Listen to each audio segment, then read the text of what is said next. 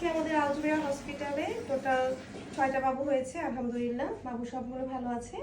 এই বাবুটা অনেক দূর থেকে এসেছে, ফরিদপুর থেকে। ওর হচ্ছে অ্যামনিটি ফ্লুইড অনেক কম ছিল, 5.5। তো যাই হোক, ওই ভাই আমাকে ফোন দিয়ে বললো যে আমাকে দেখালো 5.5 যে ছিল, এত পানি কম ছিল। পরে আমি আসতে বলেছিলাম ওনাকে। তো আল্লাহর রহমতে কিন্তু ওনার নর্মাল ডেলিভারি হয়েছে। আমি ওনাকে নিয়ে বেশি টেনশন ছিলাম, অনেকবার জিজ্ঞেস করেছি যে এখন কি অবস্থা, প্রোগ্রেস হলো কিনা। তো যাই হোক, আল্লাহর রহমতে অনেক কষ্ট করে, ওনার ওয়াইফ অনেক কষ্ট করেছে, তারপরেও কিন্তু নর্মাল হয়েছে। আর এই বাবুটাও মাত্র নর্মাল ডেলিভারি হলো।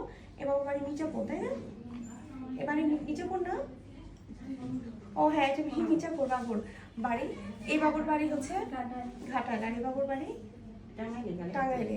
এই বাবু হচ্ছে 3 কেজি 100 গ্রাম।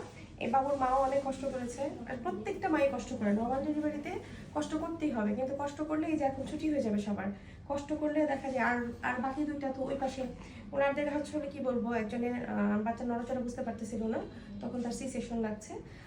বাবুটাকে আনা হয়নি। আর ওই পাশে পানি ভেঙে গেলো, সকালে একটা সিজার হলো, ওইটাও আনা হয়নি। যাই হোক, এই বাবুগুলো এগুলো নর্মালি হয়েছে আল্লাহর রহমতে। নর্মাল ডেলিভারি হলে সুবিধা হচ্ছে যে এখন ছুটি হয়ে যাবে, বাচ্চার মা সব কিছুই করতে পারবে। এবং বাচ্চা যে রোগ প্রতিরোধ ক্ষমতা নিয়ে জন্মগ্রহণ করেছে, সেটা আসলে সিজারের বাবু হবে না।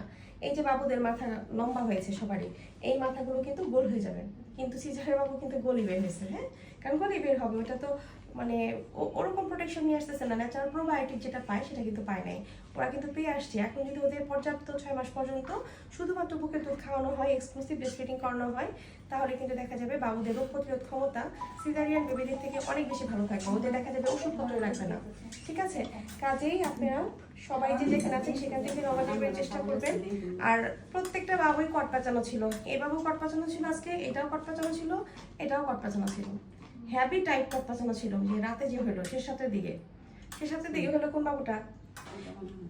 এই আপনার বাবু হ্যাভি কট পাচানো ছিল, আপনারটাও।